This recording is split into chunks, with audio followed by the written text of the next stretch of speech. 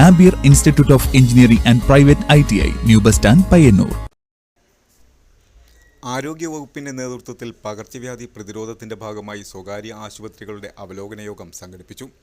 ഒടുവിള്ളിത്തട്ട് health ബ്ലോക്കിന് കീഴിലുള്ള സ്വകാര്യ ആശുപത്രി ഡോക്ടേഴ്സിനെയും ജീവനക്കാരെയും ഉൾപ്പെടുത്തിയാണ് യോഗം സംഘടിപ്പിച്ചത്.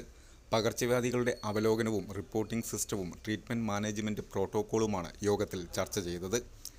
ആലക്കോട് ICCS കോൺഫറൻസ് ഹാളിൽ നടന്ന യോഗത്തിൽ Therthally medical officer doctor EV Seemi അധ്യക്ഷത വഹിച്ചു.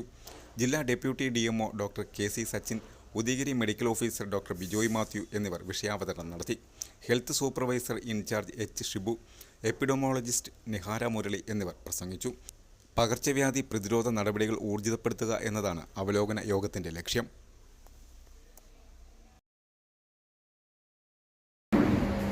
ജില്ലാ ആരോഗ്യ വകുപ്പിന്റെ ആഭിമുഖ്യത്തിൽ വിവിധങ്ങളായ പദ്ധതികളാണ്. കുറിച്ച് ഞാൻ ഈ ക്ലാസ്സിൽ പറയുന്നില്ല. ഇത് നോക്കിയാൽ നമുക്ക് മനസ്സിലാവും, നമ്മുടെ റെഡിൽ നിൽക്കുന്ന ഇന്ത്യയൊക്കെ ഫുള്ള് റെഡിലാണ്. അപ്പം ഡെങ്കു എപ്പോഴും എല്ലാ വർഷവും കുറേ വർഷങ്ങളായിട്ട് ഏറ്റവും കൂടുതൽ കാണുന്ന ഒരു നമ്മുടെ ഇന്ത്യയിൽ കേരളത്തിലൊക്കെ വളരെ കാര്യമായിട്ട് കാണുന്നത് നമുക്കറിയാം. നിങ്ങൾ ക്ലെയിംസ് ചെയ്ത് വരികയാണെങ്കിൽ ആ കാര്യങ്ങളും കൂടി ഒന്ന് നിർബന്ധമായിട്ട് റിപ്പോർട്ട് ചെയ്യണം. പിന്നെ റയറായിട്ട് നമുക്ക് റിപ്പോർട്ട് ചെയ്യുന്ന കുറച്ച് ലേഡിയോസസ് അല്ലെങ്കിൽ നമ്മുടെ ചിലപ്പോൾ അക്യൂട്ട് എൻകെഫലൈറ്റിസ് സിൻഡ്രോം ആയിട്ടുള്ള പേഷ്യൻസ് പ്രസന്റ് ചെയ്യും. ചിലപ്പോൾ അത് നിപ്പയോ അല്ലെങ്കിൽ അങ്ങനെയുള്ള ഏതെങ്കിലും കേസുകളായിരിക്കാം. അപ്പോൾ അത്തരം കാര്യങ്ങളും കൂടെ ഈ പറയുന്ന കമ്മ്യൂണിറ്റി ഡിസീസിനകത്ത് വരുന്നതാണെങ്കിൽ നിർബന്ധമായിട്ടും നമ്മുടെ വിവരം അറിയിക്കുക എന്നുള്ളതാണ്.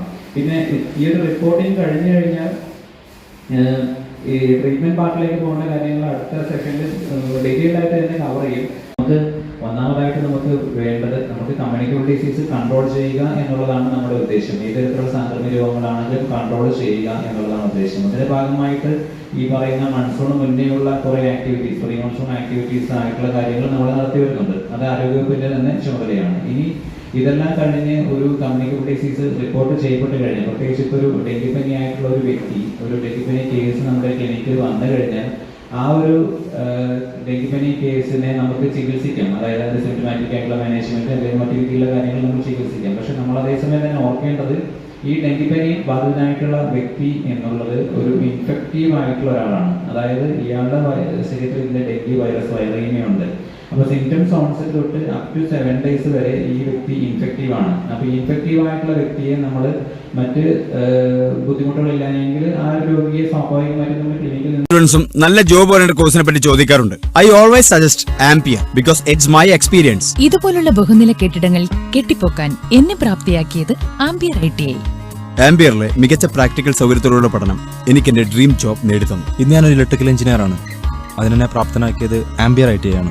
എനിക്ക് മാത്രമല്ല, ഒരുപാട് പേർക്ക് വിദേശത്ത് ജോലി നേടിത്തന്നത് ആംപിയർ ITI ആണ്. 100% ജോലി സാധ്യതയുള്ള central and state government approved കോഴ്സുകൾ.